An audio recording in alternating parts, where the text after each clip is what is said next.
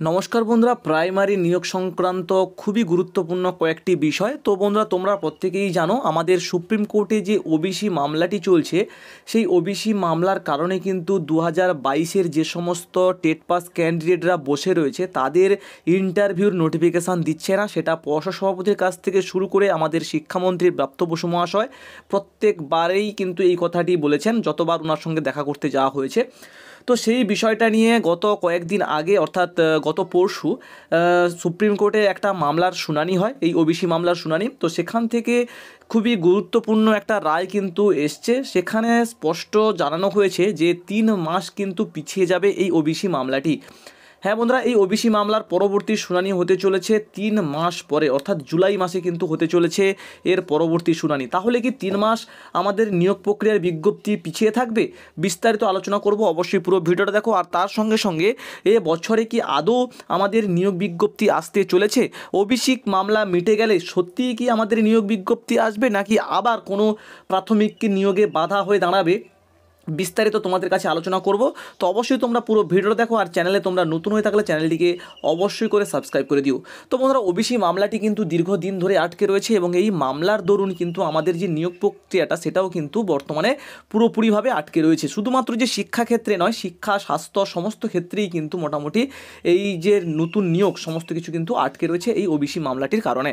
তো মুখ্যমন্ত্রী মমতা বন্দ্যোপাধ্যায় এই বিষয়টা নিয়ে কিন্তু একটা ইঙ্গিতপূর্ণ বক্তব্য তিনি রেখেছেন। গতকাল বিধানসভায় তিনি বলেছেন যে যদি এই মামলাটি মিটে যায়, অর্থাৎ ওবিসি মামলাটি মিটে গেলে 2 থেকে 3 লক্ষ কিন্তু নিয়োগ হবে শিক্ষা, স্বাস্থ্য এবং পুলিশ মিলিয়ে। তো কতটা সত্য তোমরা নিজেরাই বিচার করো। অনেক দিন ধরেই তো এরকম বলে রাখছে 10 লাখ থেকে আবার এলো 2-3 লাখ, মানে পরপর করে কমে যাচ্ছে। ঠিক আছে, যখন দেখা যাবে সত্যিকারের নিয়োগ করাবে তখন হয়তো দেখা যাবে 50,000। ঠিক আছে, তো এই হচ্ছে মোটামুটি বিষয়। তো যতদিন পর্যন্ত না আমাদের ওবিসি মামলাটি কমপ্লিট হচ্ছে, পুরোপুরিভাবে রায় আসছে, চূড়ান্ত রায় আসছে, ততদিন পর্যন্ত কিন্তু কোনো নিয়োগের বিজ্ঞপ্তি আসবে না। আর এ বছর নিয়োগ বিজ্ঞপ্তি আসার সম্ভাবনা নেই বললেই চলে। হ্যাঁ বন্ধুরা, প্রায় ডিসেম্বর মাস নাগাদ আসার একটা সম্ভাবনা ছিল যদিও, কিন্তু ডিসেম্বর মাস নাগাদ আর আসবে না বলেই কিন্তু মনে হয়। কেন বলছি এই কথাটি? কেননা তোমরা মানে অবশ্যই জানো যে বিগত 1-1.5 বছর ধরেই কিন্তু এই ওবিসি মামলাটি ঘুরছে সুপ্রিম কোর্টে। তো সেই মাফিক দেখতে গেলে কিন্তু আরও যে 3 মাস সময় নিয়েছে, সেই 3 মাসের পরবর্তীতে আবারও 3 মাস সময় নেবে, তারপরে আবার 2 মাস, এরকম করে করে কিন্তু মামলাটা পিছিয়ে যাবে। নিয়োগের বিজ্ঞপ্তি কিন্তু আসার চান্স অত্যন্ত কম। তো ওবিসি মামলাটি মিটে গেলে সত্যিই কি নিয়োগ বিজ্ঞপ্তি আসবে? না বন্ধুরা, এত সহজে নিয়োগ বিজ্ঞপ্তি আসার চান্স কিন্তু নেই, আসার চান্স নেই। কেন বলছি না?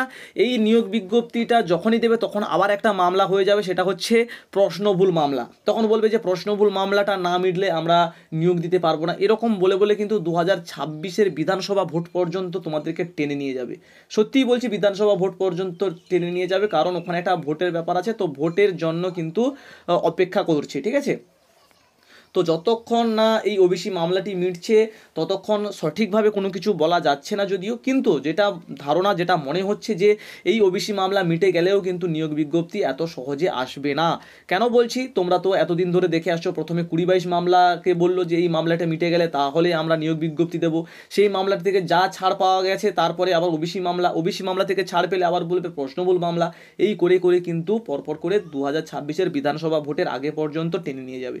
আর সেই মুহূর্তে গিয়ে কিছু ভ্যাকেন্সি দিয়ে নিয়োগ করিয়ে ভোটটা নিয়ে নেবে। এই হচ্ছে বিষয়। ঠিক আছে, তো মোটামুটি দেখা যাক কি আপডেট আসে। আর সবথেকে বড় যে বিষয়টা সেটা হচ্ছে এই মুখ্যমন্ত্রীর যে ঘোষণা বা মুখ্যমন্ত্রীর যে বক্তব্য, এই ওবিসি যে মামলা, সেই মামলার সমাধানের পর কিন্তু শিক্ষা, স্বাস্থ্য এবং পুলিশ মিলিয়ে 2 থেকে 3 লাখ নিয়োগ করবে মমতা বন্দ্যোপাধ্যায়। বিধানসভা থেকে কিন্তু তিনি এই ভাষণটাই দিয়েছেন।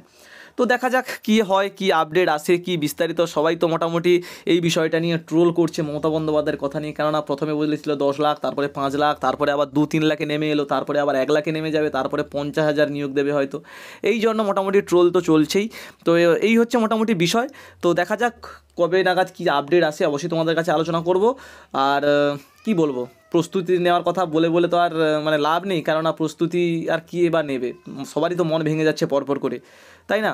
কেননা 3 মাস 4 মাস করে যদি এরকম পেছোতে থাকে তাহলে তো আর কেউ প্রস্তুতি নিতেই চাইবে না। তো দেখা যাক কোনো কিছু আপডেট পাই কি না, তো অবশ্যই তোমাদের কাছে আলোচনা করব। দেখা হচ্ছে পরবর্তী ভিডিওতে। ভালো থেকো সবাই, সুস্থ থেকো সবাই। Thanks for watching. Tata, Jai Hind, by.